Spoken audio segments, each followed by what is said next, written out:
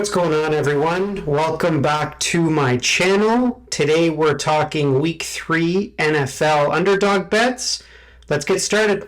Before we get into my Week 3 picks, going to recap Week 2. Overall, it's a week to forget. I have to own the record I have. Last week, I was 2-5, minus 3.16 units. I did a little bit better on my other social media. For those who don't follow me, I do post daily picks on both Instagram and Twitter. Links to those profiles are in the description below. Give me a follow so you can get up-to-date picks. Let's review some of the bets I made last week so I can quickly forget it. Let's get this over with. Let's talk about the good first. So the Jags absolutely pummeled the Colts.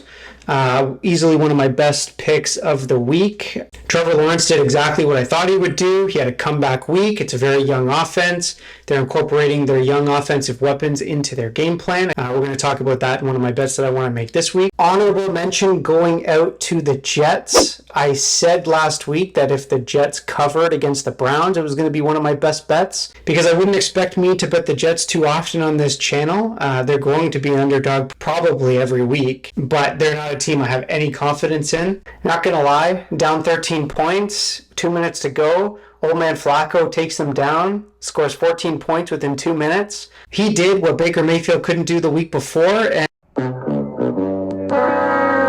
and my wallet is very happy because of it. Talking about some of the highlights from my not so great bets, I was so confident last week that there was no chance that the Patriots were going to beat the Steelers. I was wrong. Trubisky is clearly not the answer in Pittsburgh. It's only a matter of time before they finally turn to Kenny Pickett. The countdown in Pittsburgh is on. There were already chants for Kenny Pickett during that game. I think it's only a matter of time before he steps in. But as bad as Pittsburgh made me look, no other team made me look more silly than the Seahawks. Looking back on it, why I chose to pick the Seahawks over anybody is beyond me. The only thing that I have the Seahawks winning this year is worst record of the year. I will not make that mistake again this year. I will be fading the Seahawks probably on all of my underdog bets. I don't think they're going to win 6 games. So, time to forget week 2. It's time to move on to week 3. There are a lot of games to cover. There's a lot of great underdog bets. There's definitely some value out there, so let's get started. First game I want to talk about is Jags at Chargers.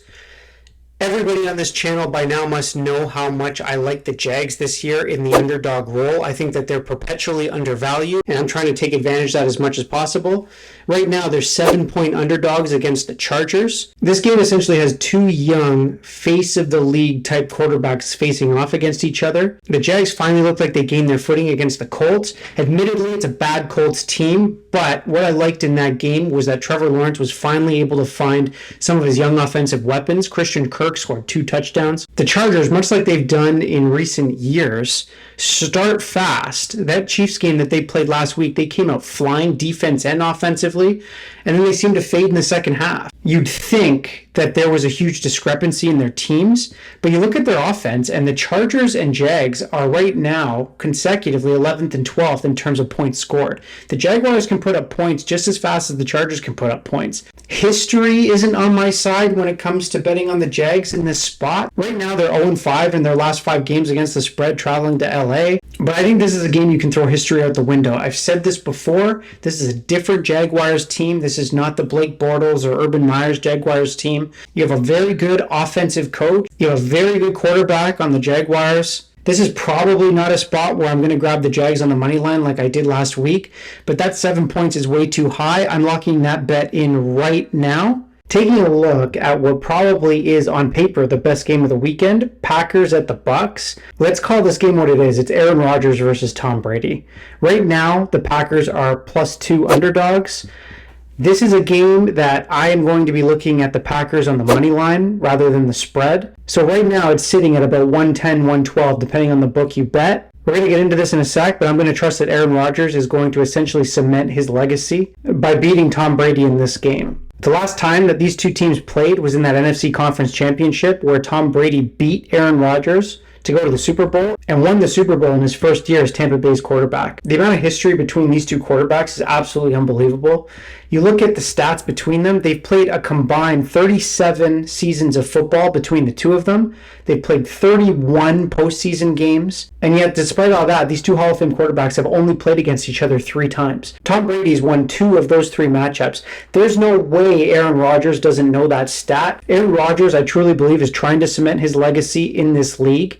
And there's no way he's going to want to go down 3-1 to Brady. You look at how these two teams match up, and they go pound for pound against each other in almost every single way, especially right now with the amount of injuries that the Bucs have. Both defenses are really great. Tampa Bay's defense is essentially what has beaten the Cowboys and beaten the Saints in the past 2 weeks for the Bucs. But when you start looking at the Bucs and you look at those injuries, they have injuries all across that offensive line. You look at their receivers, and somebody name me a receiver that isn't hurt on the Bucs. The Bucs just picked up Colt Beasley this week, but there's no way he's going to be ready to play for this game. And if he does, it'll be in a limited fashion. So you look at the amount of receivers that are hurt for the Buccaneers. You got Julio Jones, you have Chris Godwin, you have Russell Gage. Mike Evans is suspended after the game last week against the Saints. So who's playing receiver for these Bucs? So I think it's going to come down ultimately to the quarterback play. You have Rodgers and Brady, both superstar quarterbacks.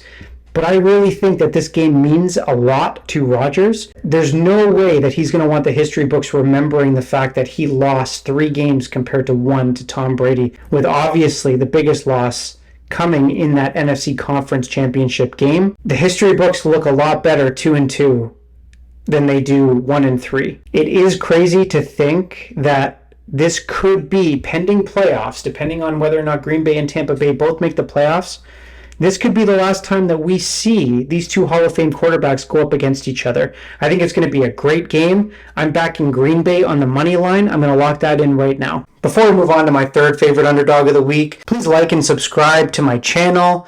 If you'd like to see the daily bets that I make, I bet NFL, MLB. I'll be betting on the NHL season as it comes up. I do post my daily bets to Instagram and Twitter. Again, the link to both are in the description below. Comment down below if you like my picks, if you don't like my picks. I will be doing videos like this every week throughout the NFL season. I have a few other ideas for videos in the works. Let me know if you love my bets, you hate my bets. I'd love to see comments either way.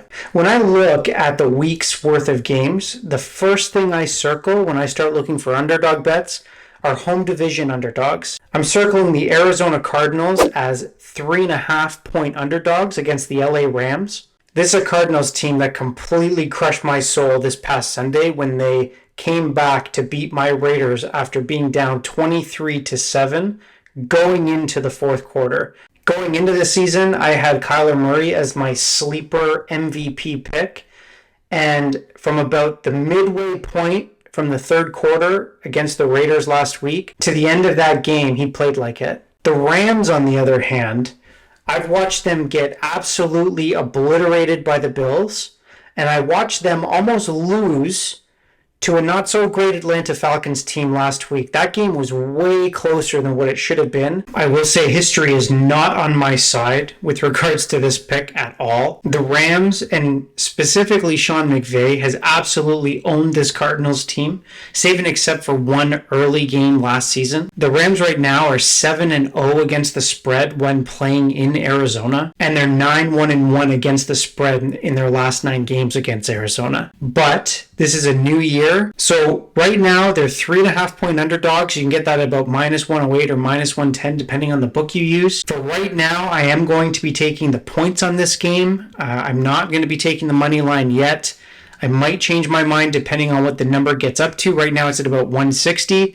Again, follow me on Instagram or Twitter if you'd like to see what my actually daily picks are to see if I do nibble on that money line. I like that I'm getting it at 3.5. And so I'm going to lock that bet in right now. The last game I want to give any real time to is that Cowboys and Giants game. Right now, the Cowboys are +1 underdogs going into New York. I'm not looking at that spread. I'm definitely going to be looking at the money line on this one. Dak Prescott and the Cowboys have essentially owned the Giants for as long as I can remember now. Now, Dak Prescott's hurt. But going into that Bengals game, the Cowboys defense was flying around. I think more attention should be paid to this Cowboys defense. Cooper Rush did a good job in that game. It's probably one of my biggest misses of last week was not betting on the Cowboys to at least cover the spread, never mind the money line. Now the Giants are 2-0, but you look at the teams they've beaten, and who have they beat? They beat the Titans on a last-minute 2-point conversion attempt, essentially. The same Titans team that was absolutely dismantled by the Buffalo Bills this past Monday. And they beat a Panthers team that has Baker Mayfield as their quarterback. I just have to take history on this one. Again, I think the Cowboys are a better team than the Giants. I have no faith in Daniel Jones, and he hasn't really done anything to change that opinion. Micah Parsons, if he plays like he has the past 2 weeks, there's no way that this guy can't be Defensive Player of the Year or shouldn't be Defensive Player of the Year. I've never seen a guy get to the quarterback as fast as what Micah Parsons does. This is a divisional game, and I know I'm picking the away underdog as opposed to the home favorite, but I don't think I can not pick the Cowboys in this situation. I'm going to be picking the Cowboys on the money line. I'm going to lock that bet in right now. It's time to get in my rapid fire picks. These are underdogs I like. I'll be picking. I'm going to be betting on them. I'm going to go through them fast, so get a pen, write it down. Let's go. Sticking with the theme, home divisional underdogs, I have been absolutely bit in the ass by Panthers in the past 2 weeks because I was very high on this Panthers team coming into the season. They have absolutely disappointed me this year, and I'm going to give them a chance to disappoint me again. They're 3-point underdogs against the New Orleans Saints.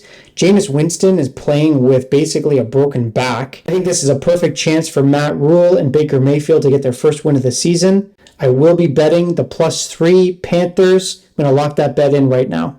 Second game, Texans, Bears.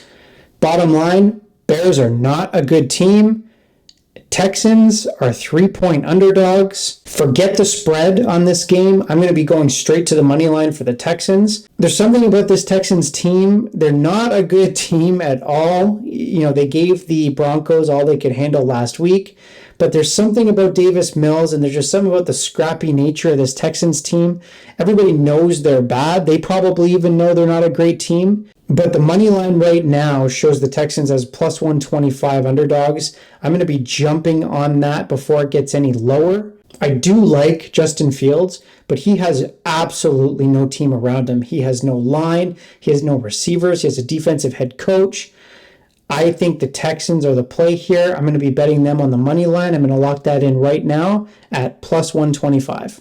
Last game, Falcons, Seahawks. The Seahawks, I bet on them having the worst record this season. They couldn't even hold down the spread for me last week. 10 points. It doesn't even look like this team can move the ball. I think Atlanta is going to probably pop up a lot on this channel because they're not a good team. I don't think they're going to gain any traction this year in terms of being considered a good team. And yet, they've managed to cover both weeks I've picked them. I think that they are playing an inferior Seahawks team.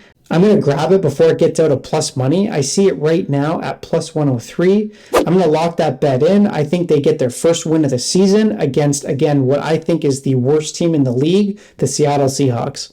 Okay, so to recap my bets this week, we have the Jags covering against the Chargers. We have the Greenbay Packers on the money line against the Tampa Bay Buccaneers. I have the Cards covering against the Rams. I have the Dallas Cowboys beating outright the New York Giants. I have the Panthers, third time's the charm, covering at the very least against the Saints. I have the Texans beating the Bears outright, and I have the Atlanta Falcons beating the Seattle Seahawks. I'm choosing the money line on that one. And that's it. That's week 3. My bets are in. I'm feeling good about this week's picks. That being said, I was feeling good about last week's picks as well. It's tough betting on the NFL.